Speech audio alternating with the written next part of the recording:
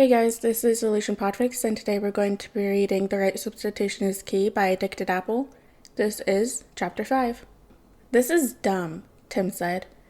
I should be working on the arms dealership case.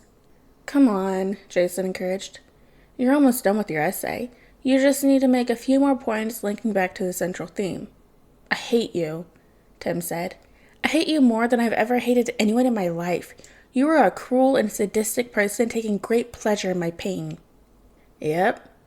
Tim growled as he scribbled another sentence into his English homework. Jason grabbed another of the sandwiches Alfred had laid out for their post-patrol homework session. It felt strange for Jason to be doing something as mundane as helping Robin with his homework while in the Batcave and decked out in the Batsuit. But if he removed the cowl, the Bats might clog him as Jason Todd, and he didn't want that. Cheer up, baby bird, Jason said as he spun a pen between his fingers.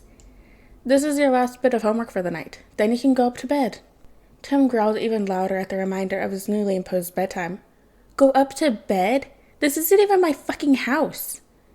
Language, Jason chided with a wide grin. Sometimes hypocrisy was very fun. Then Tim's words caught up to him.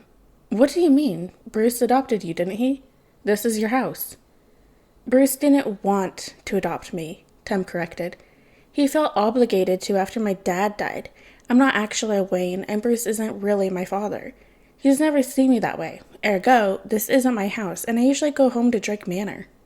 What the hell are you talking about? Jason asked. You're Robin. Of course you're his son. He chose you. Tim let out a bitter little snort as he bent further over his homework. He didn't choose me as Robin. I blackmailed him with his secret identity. I forced him to make me Robin because he needed a Robin. He would have killed himself without one. The pen Jason had been playing with spun out of his fingers and clattered across the floor of the Batcave. What do you mean he would have killed himself? Tim shifted uncomfortably. Well, what do you expect after his son was brutally murdered? He wanted to be with Jason. He was going out at night not wanting to make it home. He stopped pulling his punches. He didn't care about any of it anymore. That's why he needed a Robin. I tried to get Nightwing to come back, but he refused, so I had to step in. Gotham needs Batman, and Batman needs Robin. That's why I'm here. I'm not Bruce's son. Bruce's son is dead. Not anymore, was the first thing that ran through Jason's mind. He shook off the traitorous thought and tried to get his bearings again. After everything the new kid had said, it couldn't be true, right? Bruce would never try to kill himself, especially not for a straight trash like Jason. The chilling certainty in Tim's eyes said otherwise. Jason, he didn't really know about all of it, but he did know that Tim was wrong about at least one thing. Tim, he said, of course Bruce sees you as a son. I've seen the way you've both interacted. He cares about you, a lot. And Jason may have spent a night resenting that affection he saw in both Bruce and Dick, letting his bitterness consume him. He was certain that affection existed. You couldn't fake looks like that. He didn't blame them for it now, though. How could he when, against all his wishes, he had somehow ended up caring a lot for the kid, too? Well, yeah, Tim said in a way that made Jason think he wouldn't like what came next. He cares about me in the basic sense, as in, he feels responsible for me and doesn't want me dead. But it's not more than that. He always sent me home after every patrol. We never talked about my personal life. He's never cared about my workload or my sleep schedule or my grades. Me being Robin was just a business arrangement. Batman didn't want another son after what happened to Jason. He never wanted another Robin either, for that matter. Look, Jason sighed. Bruce is fucking abysmal at emotions, okay? I absolutely believe that he didn't deal with his last Robin dying in a constructive way. Hell, the guy grieved his parents by putting together a bat costume and beating up the disenfranchised. He's a fucking mess who doesn't know the first thing about healthy communication or managing his emotions. What was my point again? Hold on. Oh, right. He's a fucking mess who can't communicate. But he also parent imprints on boys who look suspiciously like him at the drop of a hat. Sure, maybe he didn't start out wanting another son, but I can 100% guarantee you wormed your way into his blackened bat heart with time. Now, I'm not saying Bruce is a good parent, or that you have to forgive him for all the times that he fucked up, but I am saying that in his mind, you are his kid. Even if he doesn't know how to show it and it drives you away with his poor communication to the point that you run off to find another parent, and then get blown up by a psychotic clown who...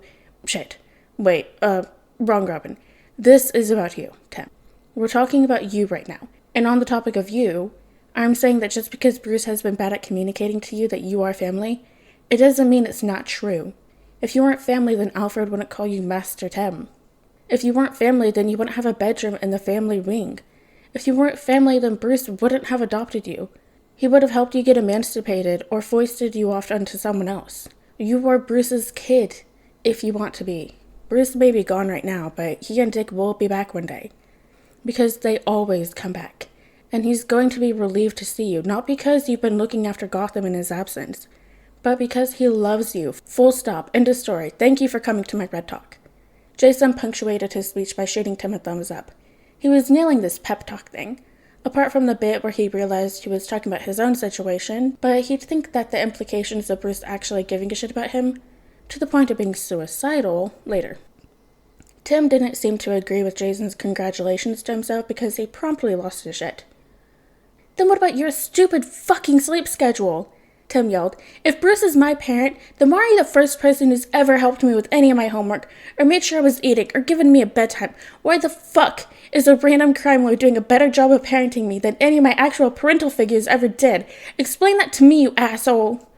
The kid deflated, looking beyond embarrassed by his tearful outburst. Jesus, Timmy, Jason murmured. He rubbed a hand up and down the kid's back, trying to be soothing. I don't know about whatever shitty parents you had before Bruce, but I do know Bruce. The man is a disaster. He doesn't know how to teach you healthy habits because he's never met a healthy habit in his entire adult life. If it wasn't for Alfred, he would have keeled over and died in the Batcave due to dehydration a month into his campaign for justice. I happen to be a mostly functioning human being with the many years of experience taking care of dependents. Ergo, I know how to help you. Jason wasn't going to think about the fact that he'd considered his mom a dependent at the age of 7. That was just fucking sad. Tim looked a little mollified after Jason's explanation. Jason wasn't sure Tim believed that Bruce really loved him, and wasn't that relatable. But maybe they could both find the proof when they got Bruce and Dick back. Tim's expression twisted into shock as he fully processed what Jason had said. You have kids? Tim asked him. And wait, hold on. How do you know so much about Bruce anyway? I don't have kids, Jason said, trying not to laugh. Unless you count all the street kids and crime that I look out for, I guess. And, the League of Assassins taught me a lot about Batman and his weaknesses. One of his key weaknesses is how much of a man-child he is.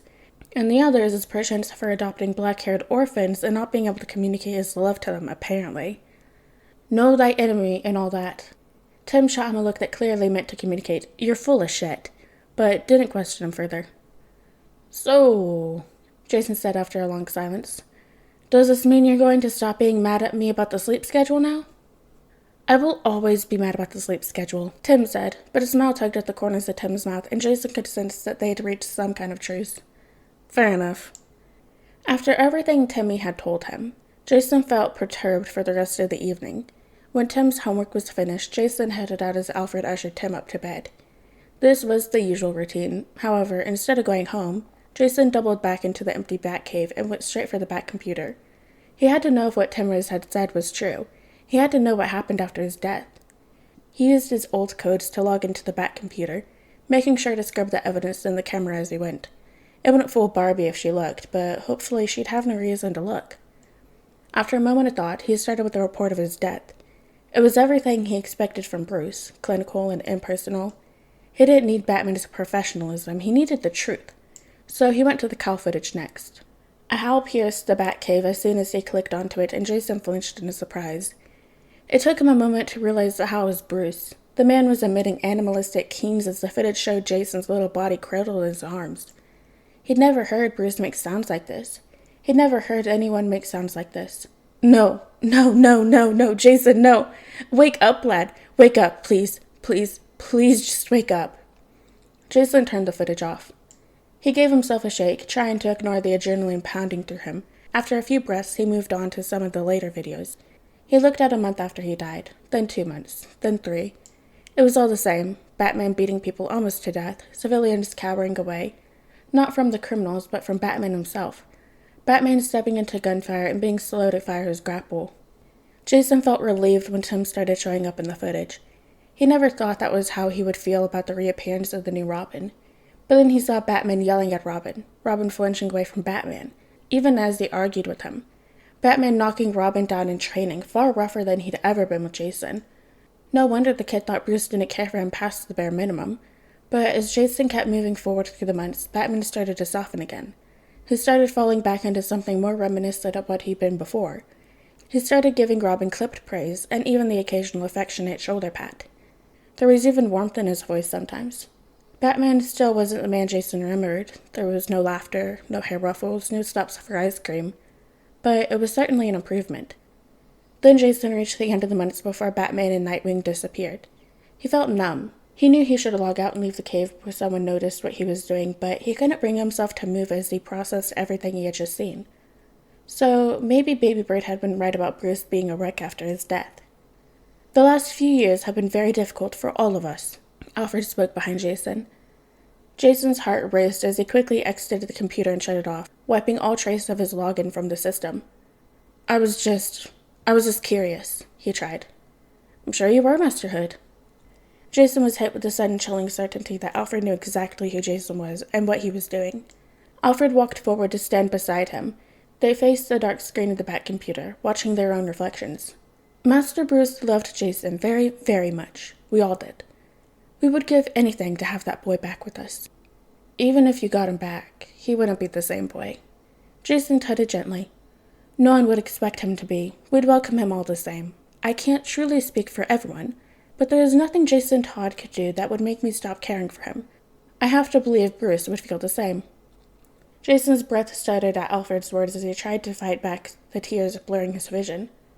If he cared so much, why didn't Batman kill the Joker? Jason asked. The Joker murdered his son, so why didn't he? Alfred paused for a second. His face pinched with something that could have been regret before it was wiped clean.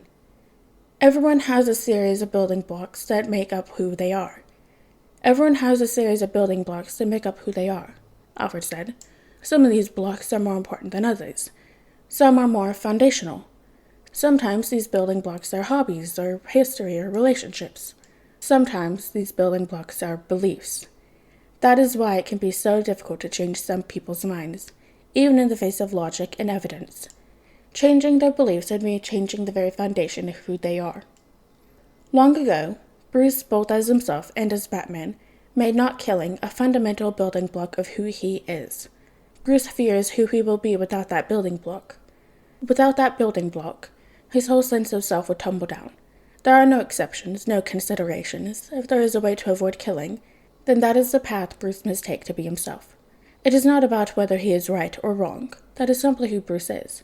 To want Bruce to try to kill is to want Bruce to become someone fundamentally different. People can only change when they themselves choose to do so. Asking someone to fundamentally change who they are to prove their love is never a fair thing to do. I am not Bruce. I am made up of completely different building blocks, and I have explored many different moral beliefs in my long, long life. If I had known that the Joker's death was something Jason needed, I would have killed him. I'm sorry that, in the end, you were the one who had to put to rest that particular monster. Jason had completely given up on holding back his tears. He'd also given up all the pretenses. Thanks, Selfie. Anytime, my dear boy. Alright, guys, and that's the end of Chapter 5 of The Right Substitution is Key by Addicted Apple. I hope you guys liked it, and see you next chapter.